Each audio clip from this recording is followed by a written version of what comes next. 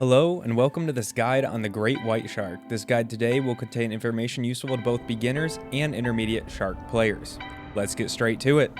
The great white shark is what most people call the tankiest of all sharks in the game. This is due to both its massive health pool combined with its ability to ignore a percentage of incoming damage. Let's start with the evolutions you should take as a great white. As a great white, you should not spend your 10 evolution points at the start of the game. Instead, you should hold on to them and buy double time as soon as you die. The reason I suggest double time over upgrading the Great White's Juggernaut ability to start is that as a Great White, you're going to want to kill as many divers as possible at the beginning of the game. This means don't wait outside the room and not go in at the beginning. You're going to want to go straight in early because the divers will not have very powerful weapons and you want to drain them of their life tickets before they're able to get better weapons. Double time is going to let the Great White sprint faster with shift to get the divers quicker and is going to help you get out of spawn quicker when you do die. This is going to help keep pressure on the divers so they don't get as much gold and help you drain their tickets quicker. The second upgrade on the Great White is typically to either start raking up its Juggernaut ability or to get Adrenal Glands. Upgrading the ability or getting Adrenal Glands depends on whether you are dying immediately after getting one kill as the Great White. If you are dying right after getting one kill as the Great White, then you'll want to go with upgrading the Juggernaut ability so you can tank a little more damage. However, if you're surviving for some time after getting that one kill, then you should take Adrenal Glands, which will give you more stamina after a kill. This is going to let you go for multiple divers at a time without having to worry as much about your stamina and can let you escape the room if you need to.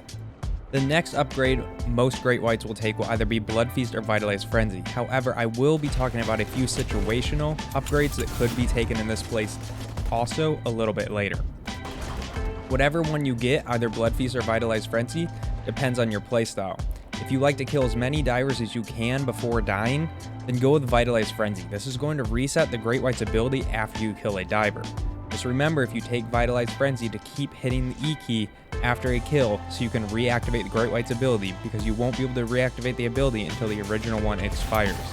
This is going to let you get that extra reduced damage, slow immunity, and ignore nets again for its duration, which is 3 seconds. The slow immunity and net ignore the Great White will only benefit from when its ability is maxed out, but at this stage the ability should be maxed anyways. The other option I mentioned over Vitalized Frenzy is Blood Feast. This is going to make it so the shark starts healing after killing a diver. This ability takes a few seconds to come in effect though, so if you go with Blood Feast, you'll want to play more of a get 1 or 2 kills and retreat until your health is back strategy. I suggest newer shark players go with Vitalized Frenzy over Blood Feast because the Great White is also the biggest shark in the standard game mode and can be hard to get out of rooms with. And this can lead to a Great White getting killed before it can retreat, and it won't be able to fully utilize the health regen from Blood Feast. So if you're a newer player, maybe stick with Vitalized Frenzy and don't worry too much about having to escape the room, as that very large shark is hard to do it with. For the next upgrade, Great White players should be taking Nimble Fin. Nimble Fin will take a half a second off the wait time between lunges for every shark in the game. Great White has the longest wait between lunges at 1.5 seconds, so reducing this by 0.5 seconds is going to allow you to lunge again faster if you miss a diver with your initial lunge. More skilled divers are going to be very likely to try to dodge you and are going to be very successful at it typically.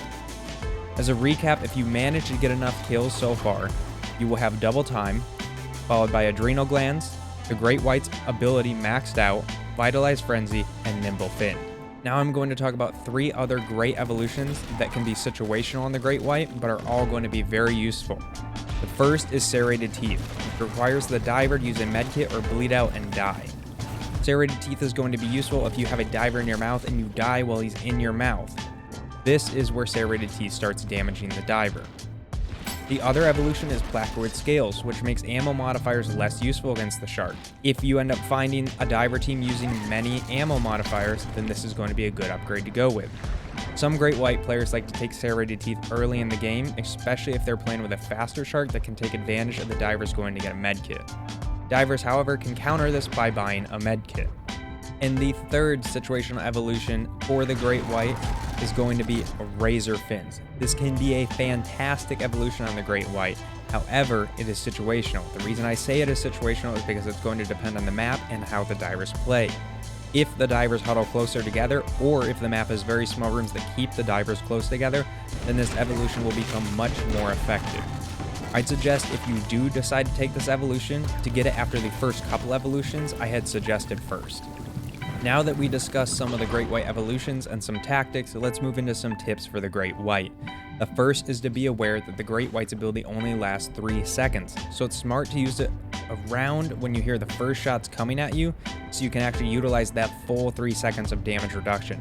However, if the divers are using weapons such as the Bane Stick, harpoons, or nets, you are actually going to want to activate this ability a slight bit sooner, because these weapons, if your ability isn't active, can cripple the Great White. The next tip is to make sure as the Great White to use its shift sprint out of spawn and not lunge. This is a sprinting shark, movement-wise, not a lunging shark. Now this leads me to lunging for divers. As the Great White, you'll want to get used to lunge distances that both the right click and left click will achieve on the shark. This is important because the longer left click lunge is going to use a lot more stamina, something the Great White does not already have much of. So if a diver is within the shorter lunge distance, then you definitely want to use the shorter lunge, as it will save you stamina, ideally letting you have enough stamina to grab the next diver after you kill that first one or to escape the room. The shorter lunge will conserve stamina on the Great White, and it should be used most times. I hope you enjoyed the video, and if you did, a like is always appreciated, and don't forget to subscribe for more upcoming videos. If you'd like to contact me, linked in the description is my Twitch and my Twitter. Thank you so much for watching, and stay cool.